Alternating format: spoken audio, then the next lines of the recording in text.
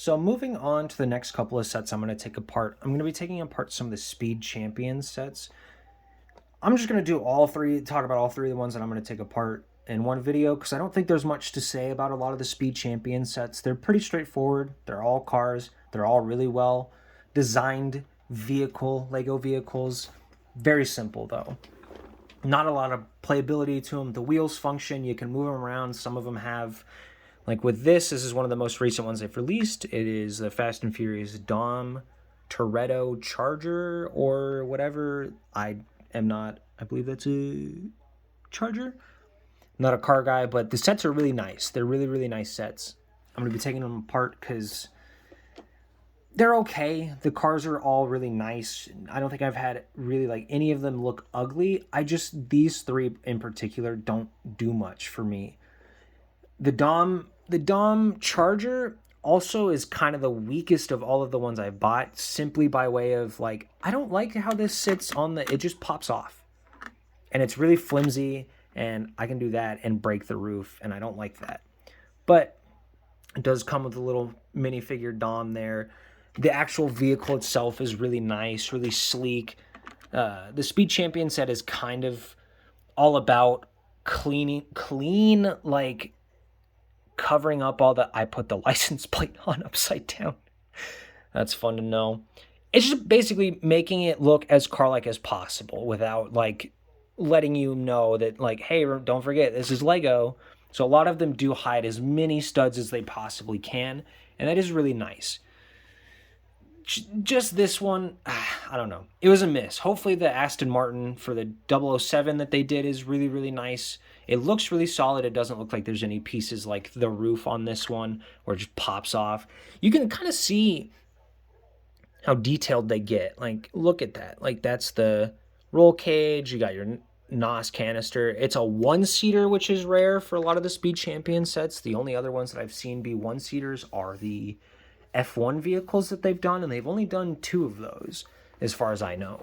So, Dom one's okay. It's really clean. It's just, overall kind of. Now, with the McLaren, I really like the color. I like the deep, like watery blue, I guess you could call it. I like the seat design. I like the detail in that.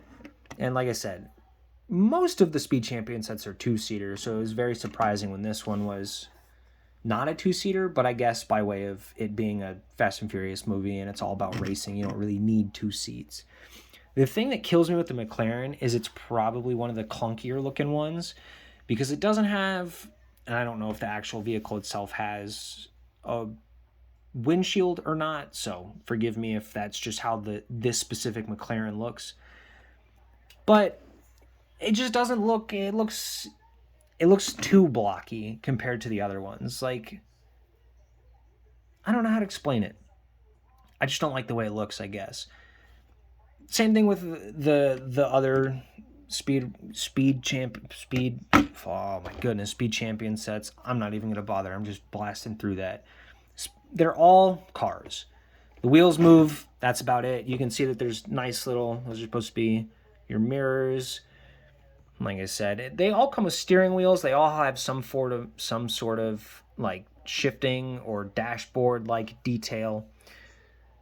And other than that, this one's not too crazy. The back end is probably like the coolest part about this whole McLaren setup, and even that is pretty unstable.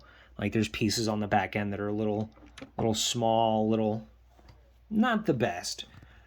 But I believe a lot of these, when they come in this single car sets, they're only $20. So you're not like, you could make the argument that you're really paying for pieces. Now, the third one is probably the coolest of the 3 that I'm going to be taking apart out of these Speed Champion sets. The color is nice. I'm a big fan of that shade of blue. The orange is nice. There's not a lot of it, so it's not a super overpowering detail. I believe it's a Ford. I don't know what kind of Ford, but it came with a Ford Bronco or something or other. Who knows? Cars. The coolest thing about this one, though, that most other Speed Champion sets don't do is the headlights are not stickers. These are actually dual molded.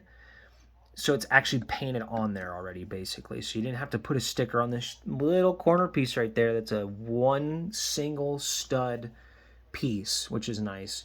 The windshield also has a nice little, it's got nice printing on it too.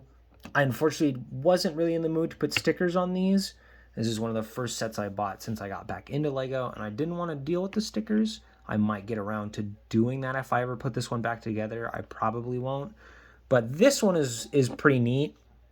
I just don't really want it on my shelf anymore, and I want to steal the pieces out of it. But ignore the hair in there. The back end is cool. It's got nice little gaps that make sense.